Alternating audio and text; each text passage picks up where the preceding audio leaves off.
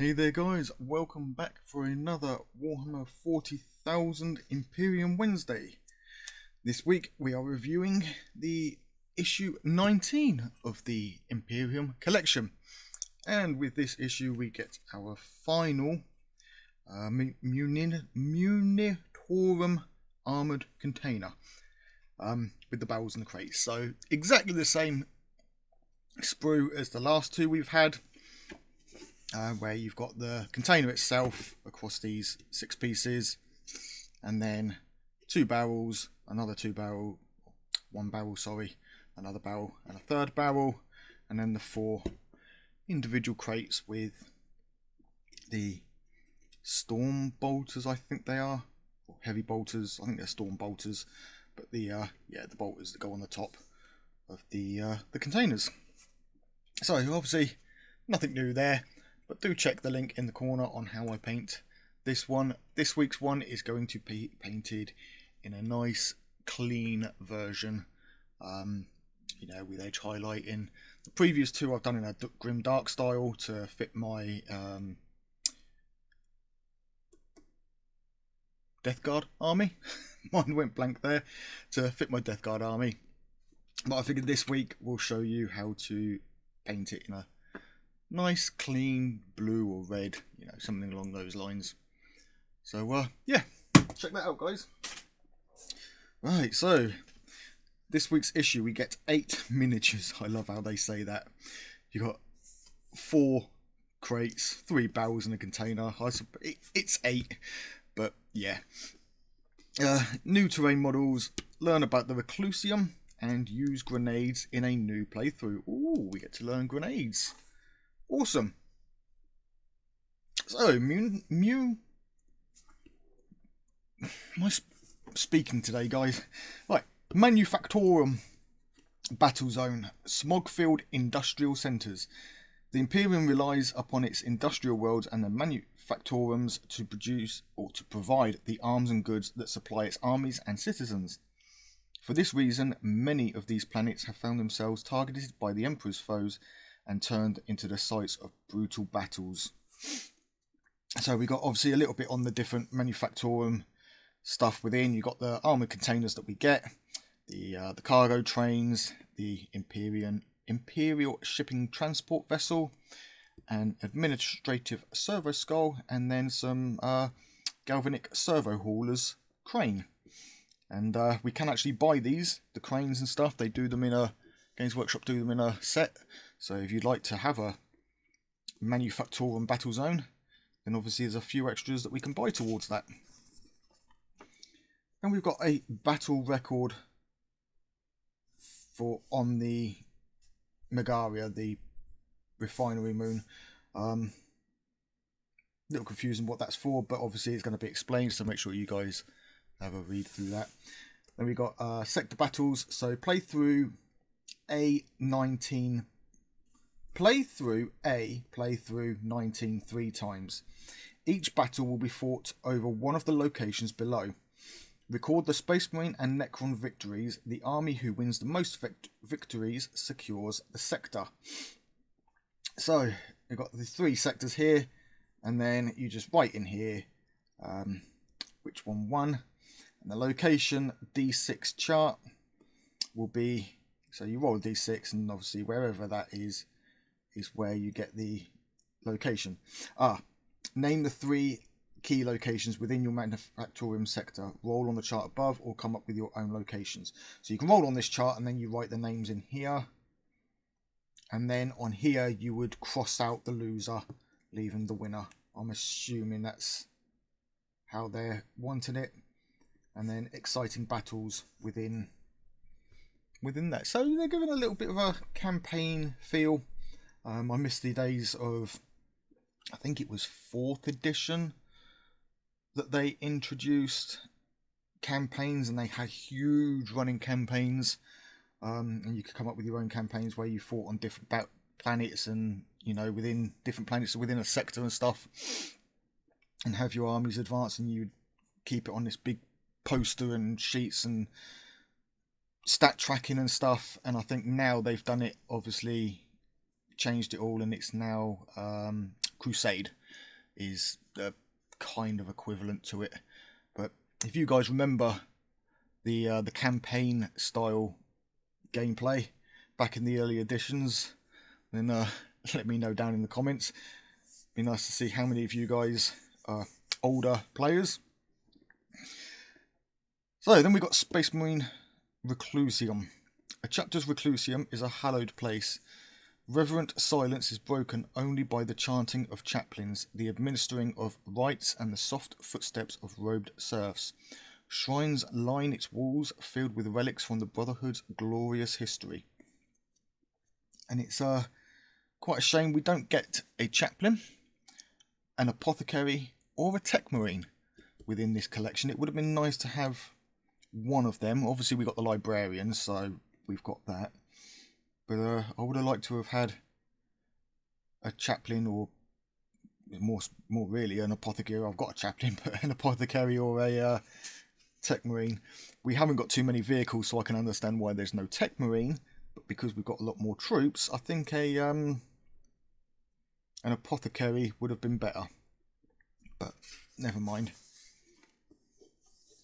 Then we've got a little bit here on the ranks of the Reclusium and chaplain war gear. And then we've got In Search of Immortality, the Awakening. So obviously we've got a bit of a background story down here. The Necrons have slept for 60 million years, if the Eldari Book of Mournful Night is to be believed, that is. Now they have begun to rise at last, rising up to take what was once theirs, and the galaxy trembles before their might. So if you don't know too much about Necrons, obviously they fought the Eldari millions of years ago, before mankind was even a thing. And when they became the Necrons after the biotransference, they felt that they were losing the war, and the best thing for them to do would be to go into sort of like a stasis, like a deep sleep, and just wait for their enemies to age out, basically. The problem is, a lot of the tomb worlds have started awakening early, before they're supposed to. Some of them have gone crazy while sleeping. Other ones have just deteriorated over time. They've basically not done too well while sleeping. And yeah, it's not looking great for the Necron Empire. But they are awakening, and they are looking to take back what they claim to be rightfully theirs. In Search of Immortality, 1,000 Empires. So there's a little bit there on all the different nobles, and sort of how they became the Necrons. And then we've got the Triarch. The leaders of the Necrontire dynasty were once governed by the Triarch, a council of 3 pharaohs. The head of this Triarch was known as the Silent King. The Triarch established the codes by which the dynasties were expected to conduct politics and warfare. The Triarch Praetorians were tasked with enforcing these codes and ensuring the continuation of the dynasties and Necrontyre Empire itself. So, of these 3 Triarchs, as far as we know, there is only the Silent King left. I don't think we have the other 2 Triarchs. I don't think they've ever been mentioned, other than the other 2 Triarchs. So it will be interesting to see, now that the Silent King has returned, if we will be getting either of the other 2, or if he is going to run this empire himself. Anyway, moving on, we've got the How to Build the Container. Again, exactly the same as the previous 2 issues that came with containers. I think this might be new, that they're showing that it can be open or closed. I don't remember seeing that in the previous. And this, they're saying no glue required. Now that is true. It allows you to rotate them round. The only problem is it's only a small peg that holds them in this, and I find you just tap them slightly, they fall off. Personally, I would say to glue them in. If you don't want to glue them in, then maybe consider magnetizing. You know, drop a magnet in the bottom of here, clip this off and drill into the base of it, into this little area, and pop a small magnet in there and have it magnetized. Yes, it would still fall off if you gave it a good tap, but I feel it would be better, and you can remove it and replace it without damaging the peg or the arm or anything. But personally, I'd say glue it, but obviously that's entirely up to you. Then we got the Promethium Barrels, how to construct them, and how to construct the ammunition crates. But no, seriously guys, they clip off, clean up, and that's it, done.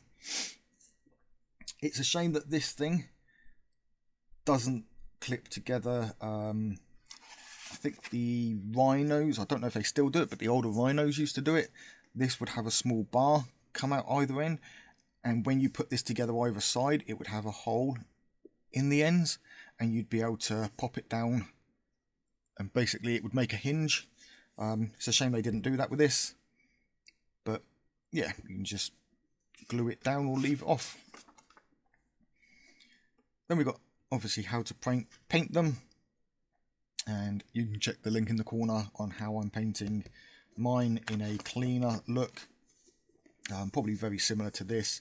Obviously it's not going to be 100% clean, it's going to have, you know, some scratches and marks and stuff on it, but it's not going to be grim dark, and it's not going to have all the chipping. It just, you know, maybe a bit of rust around here and stuff. Using all Citadel paints only, so you guys don't have to worry about the enamel washes and all the extra bits that I've shown previously. So we've got War in the Factorium is the playthrough. Now at this point guys, you may have noticed that I've stopped doing the playthroughs. I'm still playing through them myself, and I am recording them just in case you guys do want to see them. You know, you can let me know down in the comments. You know, we were liking these, can you upload them? And you know, I'll restart uploading them, but they just weren't getting the interaction and the likes that I was hoping for. I don't know if you guys were even watching them. They weren't getting, you know, many views, so I decided to cut out that. So for sakes of assuming that I'm not currently doing them, from issue 19 onwards, I'm now going to be going through a little bit here instead of like I was in the playthroughs. So, mission briefings. The Necrons have now fully awakened and emerged from their subterranean stasis crypts to repel the Space Marines. The Ultramarines, the Dark Angels, plan to engage and eliminate the Necrons' noble commanders before their Xenos soldiers overrun the moon's industrial centres. So we're playing on a larger map, or the larger map for this one. We're using all three of our containers and our barrels and crates and stuff. The map does have the markings on where to put them all, so that is the setup. Models wise, we are using 5 Assault Intercessors and a Primaris Captain, and 10 Necron Warriors and a Royal Warden. You've got your 3-inch setup from either of the short edges, and you're going to play through this 3 times. So the data sheet, you will require the data sheets for the Assault Intercessors, Primaris Captain, which come in playthrough 13, Royal Warden, which comes in playthrough 15, and the Necron Warriors, which comes in playthrough 14. Now I'm assuming at some point we will start getting full sheets, or at least half sheets, where we get the battle cards. I didn't collect Conquest, but I noticed that they did a premium kit that came with all the cards for the models that you would get in that collection, and it would be awesome if that is a bonus thing that we can, you know, not an opt-out thing, for premium subscribers or subscribers that we get that option, because I would love to have a set of data cards. Why Games Workshop don't do them, I don't know. Yes, they're in the codexes, but it would be nice to be able to buy slightly smaller, you know, postcard size data cards for each individual unit with all their info on them. I mean, they don't even have to be, you know, they can be sort of this size. They don't have to be huge, but it'd be nice. I'd buy them, and I'm sure, you know, a few of you out there would buy them. It saves having to flip backwards and forwards through a codex. You just have this small pack of cards, and you just grab out the ones for the units that you're using, or throw them in your model box, you know, that your army's in. And yeah, you've got everything you need about that specific unit. It's weapons and everything. You know, they could leave little blank spots on there. I know there are apps and stuff that you can print out, but I'm just surprised that Games Workshop haven't cashed in on something like that yet. We get the I know we get the cards for that we can spend command points and stuff on, the data cards or whatever they're called. But yeah, it would be nice to have data sheets that we can buy. Anyway, weapon types. So grenades and blast weapons indicated on a unit's data sheet. Each type of weapon has different rules. So the grenade weapons, they've got their little data sheets here. You've got frag and crack, and obviously they do slightly different things. And then the playthrough itself. So this playthrough is just your phases, and from the looks of it, we get to choose with this. It's saying tactical tips. Obviously they're showing how they've done it and what, you know, what movements they made, but this one you can play through yourself. And yeah, that's the playthrough.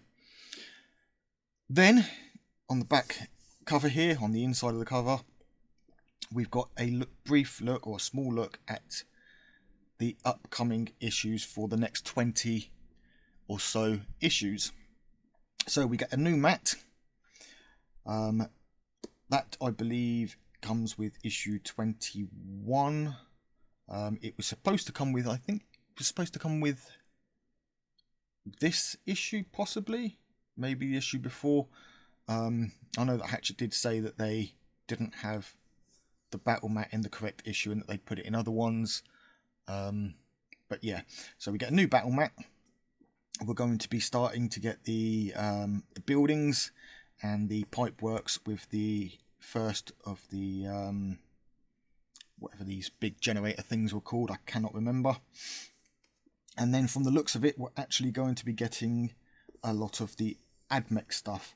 Now I know that issue 20 and 21, I think it is, come with the Rangers here. So assuming these three vehicles come one at a time, so we've got 1 issue, 2 issue, 3 issue, 4 issue, 5 issue, 6 issue here. We've got the Spider is 7 issue. We've got the first of our Tomb Blades is issue an 8th issue. Then we've got what looks like Necron Warriors. 1, 2, 3, 4, 5, 6, 7, 8, 9, 10. So yeah, so another 10 Necron Warriors. So again, that will be split into 5. So where were we? 1, 2, 3, 4, 5, 6, 7, 8, 9, 10. I'm going to assume obviously 11, 12, 13, 14, 15, 16. So 16 issues and then 4 issues worth of paints probably sounds about right.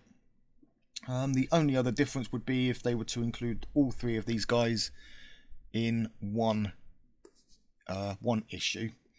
Obviously that would then bring it down by another 2 issues worth of paints. But yeah, so a nice little look.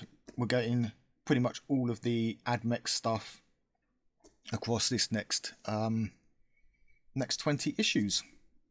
Awesome.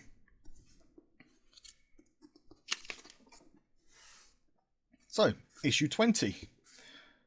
Couple of paints, Corn Red and Troll Slayer Orange. And then issue 21 and 22, we get the Skitarii Rangers.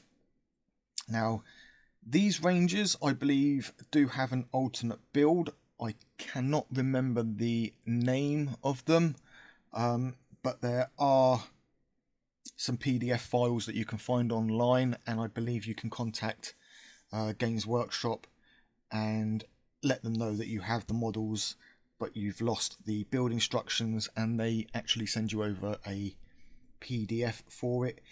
If I can find a PDF for the alternate build, then I'll put that in the link of that one of those videos or both of those videos. Again, to play a little bit of catch up, issue 21 and 22 will both be coming as in the same week, so you'll get 2 magazine reviews and a painting review for one of the AdMech models. Anyway guys, that is all for this issue. So once again, check the painting video up in the corner, hit that like button down here, and do the same on that video and all future videos if you enjoy them. If there is a reason you are not hitting that thumbs up button, let me know down in the comments where you think I can improve. All criticism is welcome, as long as you guys are polite about it. And if you have not yet subscribed and would like to, hit that subscribe button, support the channel, become a subscriber. It costs you nothing. Ding that bell and get notifications of when new videos go live every Wednesday. If you recently subscribed, a huge warm welcome to the inner circle. Thank you for your support. But until next time guys, take it easy and keep painting those minis.